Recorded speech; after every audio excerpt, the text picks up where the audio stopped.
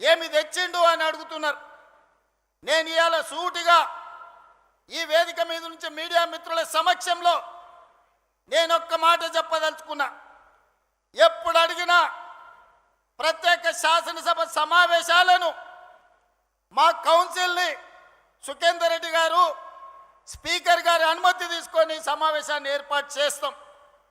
10 సంవత్సరాల బీఆర్ఎస్ పాలన, 12 సంవత్సరాల బీజేపీ పాలన, 2.5 సంవత్సరాల మా పాలన, మీ 2014-2018 ఎన్నికల మేనిఫెస్టో, బీజేపీ 14-19-24 ఎన్నికల మేనిఫెస్టో మీద ప్రత్యేక సమావేశాలలో చర్చ చేద్దాం. మీరు సిద్ధంగా ఉన్నారా? మీరు లెటరు రాయండి స్పీకర్ గారికి, కౌన్సిల్ చైర్మన్ గారికి. ప్రభుత్వం తరఫున నేను విజ్ఞప్తి చేసి మీరు అడిగినన్ని రోజులు సభ సమావేశాలను నిర్వహిస్తా. అక్కడే తేల్చుదాం ఎవరు ఏం చేసిండ్రో తెలంగాణ కోసం. తెలంగాణ రాష్ట్ర ఏర్పాటు నుంచి తెలంగాణ రాష్ట్ర కోసం చేసుకున్న ఆత్మ బలిదానాల వరకు ఏ విషయమైనా ప్రత్యేకంగా చర్చ చేద్దామని నేను ఈ సందర్భంగా సవాలు విసురుతున్నా. ఇవాళ 10 ఏళ్లలో మీరు, నేను మా అక్కలు, మా ఆడబిడ్డలు ఈడు ఉన్నారు, పాలపిట్టలు ఎక్కువ ఉన్నారు. మా అక్కలందరూ ఈడ కళ్ళకు కనిపిస్తారు మంచిగా. వస్తుంటే ఆడ కూడా వేలాది మంది మా ఆడబిడ్డలు పాలపిట్ట చీర కట్టుకొని వస్తే పండుగ పూట నేను పెట్టిన చీర సారెలాక భావించి మా అక్కలందరూ మా సోదరుడు వస్తున్నాడు, కలవాలే, చూడాలే, మా సోదరుడికి అండగా నిలబడాలి అని మా అక్కలు ఈడు వచ్చిండ్రు. ఇవాళ మా అక్కల సాక్షిగా నేను అడగదలుచుకున్నా. 5 సంవత్సరాలు నీ మంత్రివర్గంలో ఒక ఆడబిడ్డకు కూడా మంత్రి ఇవ్వలేదు కదా, మా అక్కలు మర్చిపోయినరా అని అనుకుంటున్నారా? ఆనాడు పేదవాడి గుర్తింపే రేషన్ కార్డు.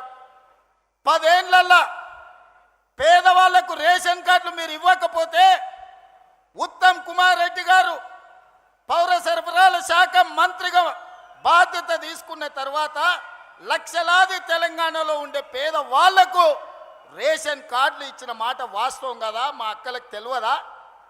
ఈడున్న పాత్రికేయ మిత్రులకు ఈ వార్త రాలేదా? పేదలకు ఆనాడు దొడ్డు బియ్యం ఇస్తే ఆ దొడ్డు బియ్యం బర్లకు దానబెట్టే పరిస్థితి. ఎప్పుడన్నా సంటి పిల్లలకు బుక్కెడు బువ్వ మా అక్కలు వండిపెట్టిరు ఆ దొడ్డు బియ్యం అని నేను అడుగుతున్నా. అందుకే మేము ఆలోచన చేసి మా ఉప ముఖ్యమంత్రి గారితో మాట్లాడి ఆర్థికంగా కొంత భారమైనా పేదవాడి కడుపు నింపితే వాళ్ళు సంతోషంతో ఇచ్చే ఆశీర్వాదం 1000 ఏళ్ళు మనకు అండగా నిలబడుతుంది, చరిత్రలో మనం నిలిచిపోతామని మాట్లాడి సంవత్సరానికి 16,000 కోట్ల రూపాయలతోని 3,28,00,000 పేదలకు 6 కిలోల చొప్పున ఇవాళ సన్న బియ్యం ఇస్తున్న మాట వాస్తవం కాదా? మా అక్కలు ఇక్కడ ఉన్నారు కదా, వాళ్ళు వండి సంటి పిల్లలకు బుక్కెడు పువ్వ సన్న బియ్యం పెడుతున్న మాట వాస్తవం కాదా? ఇవాళ ఫామ్ హౌస్లో వండుకున్న కేసీఆర్ ఏ సన్న బియ్యం తింటుండో, జన్వాడలో ఉన్న ఆయన కొడుకు ఏ సన్న బియ్యం తింటుండో, మా తండాలలో గూడాలలో ఉన్న మా దళితులు, మా ఆదివాసీలు, మా లంబాడి సోదరులు ఆ సన్న బియ్యంతో ఇవాళ బుక్కెడు బువ్వ తింటురు కదా. ఒకవేళ ఏదైనా వాళ్ళ తండ్రి కొడుకులకు అనుమానం ఉంటే మా శంకర్ నాయక్ ఈయనే ఉన్నాడు చెప్తా, ఓ తండాల పోయి ఏదైనా గుడిసెల వాళ్ళ మా లంబాడి సోదరుల దగ్గర బువ్వ తిని వస్తే తెలుస్తుంది సన్న బియ్యం. ఇదేనా? రేషన్ కార్డే కాదు, సన్న బియ్యమే కాదు, పేదవాడి ఆత్మ గౌరవమే ఇందిరమ్మ ఇల్లు. ఈనాడు 4.5 లక్షల ఇందిరమ్మ ఇల్లు పేదవాళ్ళకిచ్చి ప్రతి నియోజకవర్గంలో 3,500 ఇల్లు వచ్చిన వాడికి 5 లక్షల రూపాయలు ఉచితంగా ఇస్తే ఈనాడు పేదలు ఇల్లు కట్టుకుంటుంటే మీ కళ్ళు గుట్టి ఈరోజు మీ కడుపంతా మసిమసి అవుతుంది. మీరు 1000 ఎకరాలలో గజ్వేల్లో ఫామ్ హౌస్ కట్టుకోవచ్చు, 100 ఎకరాలలో కొడుకు జన్వాడలో ఫామ్ హౌస్ కట్టుకోవచ్చు, అల్లుడు మొయినాబాద్లో 50 ఎకరాలలో ఫామ్ హౌస్ కట్టుకోవచ్చు, శంకర్పల్లిలో బిడ్డ 25 ఎకరాలలో ఫామ్ హౌస్ కట్టుకోవచ్చు. మీరు మాత్రం ఎకరాల కొద్దీ 100 కోట్లు పెట్టి ఫామ్ హౌస్లు కట్టుకోవచ్చు. ఈ పేదోడికి 5 లక్షల రూపాయలు ఇందిరమ్మ ఇల్లు ఇస్తే మీ కడుపు మంట ఏందని నేను అడుగుతున్నా. నిజంగానే మీరు ఆనాడు ధనిక రాష్ట్రం ఉన్నప్పుడు పేదోళ్ళకి ఇండ్లు ఇచ్చుంటే సంవత్సరానికి 2 లక్షల ఇండ్లు కట్టినా 10 ఏళ్లలో 20 లక్షల పేదోళ్ళు ఇంటి వాళ్ళు అయ్యేటోళ్ళు, ఆత్మగౌరవంతో బతికేటోళ్ళు. ఒక్క రోజైనా పేదోడికి ఇల్లు ఇవ్వాలన్న సోయి మీకున్నదా?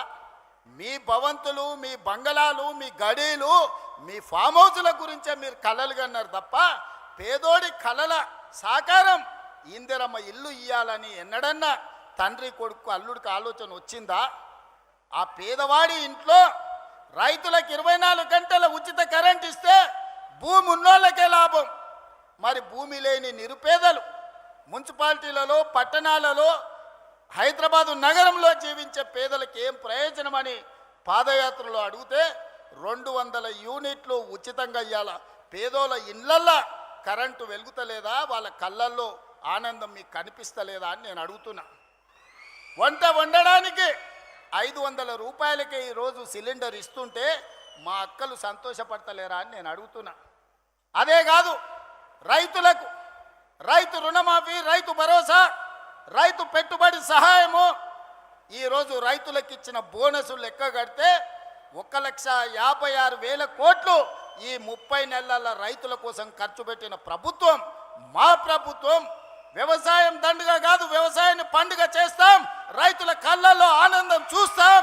ఇంతకుముందే మిత్రులు ఉత్తమ్ కుమార్ రెడ్డి గారు చెప్పినారు, దేశంలోనే తెలంగాణ నెంబరు వరి ధాన్యం పండిస్తే అందులో నల్గొండ మొదటి స్థానంలో ఉందని ఇప్పుడే మా సోదరుడు చెప్పిండు. ఇది మా నిబద్ధత, ఇది మా రికార్డ్. ఈనాడు రైతుల కోసం మేము చెయ్యంది ఏమైనా ఉందా? కేంద్ర ప్రభుత్వం ఎన్నిసార్లు తిప్పినా నేను, తుమ్మల గారు, అదేవిధంగా ఉత్తమ్ గారు పోయి యూరియా తెచ్చి ఈరోజు రైతుల కష్టాలు తీర్చే ప్రయత్నం చేసి, వానలు వచ్చినా ఇక్కడ కార్మికులు వలస బీహార్కు పోయినా, బెంగాల్కు పోయినా వరి కొనుగోలులో నానా తిప్పలు పడి 80 లక్షల మెట్రిక్ టన్నులు ఇవాళ వరి ధాన్యాన్ని సేకరించి దేశంలోనే రికార్డు ఈరోజు సృష్టించినాం. కాళేశ్వరం నుంచి చుక్క నీరు రాకపోయినా ఒక్క సంవత్సరంలో 2,88,000 మెట్రిక్ టన్నుల వరి ధాన్యాన్ని ఉత్పత్తి చేసి దేశంలోనే నెంబర్ 1గా తెలంగాణ రాష్ట్రాన్ని ఇవాళ మేము నిలబెట్టినాం కదా. మరి కాళేశ్వరం కట్టి 1,00,000 కోట్లు ఖర్చు పెడితే 3 ఏళ్లలోనే కట్టుడు కూలుడు 1,00,000 కోట్లు గోదావరిలో కొట్టుకుపోవుడు అయిపోయింది. అది ఇవాళ కాళేశ్వరం కాదు, కూలేశ్వరం అయిపోయింది. ఆ ఎల్ల గొప్పలు చెప్పుకున్నారు. హరీష్ రావు కాదు ఆయన పేరు, కాళేశ్వరరావు అని ఆనాటి గవర్నర్ మోసం చేసి ఆయన కళ్ళకు గంతలు కట్టి హరీష్ రావు మరి కాళేశ్వరరావు అని పిలిపించుకున్నాడు. మళ్ళీ కూలిపోతే అటు దిక్కు మళ్ళీ చూస్తలేరు. అందుకే మిత్రులారా, ఇవాళ ఇదే కాదు, విద్యాశాఖ గవర్నమెంట్ బడికి, గవర్నమెంట్ దవాఖానకు పోవాలంటే ఆనాడు పేదలు భయపడేటోళ్ళు, పిల్లలకు చదువు రాదని, పేదోళ్ళ ప్రాణం సర్కారు దవాఖానకు పోతే నిలబడదని.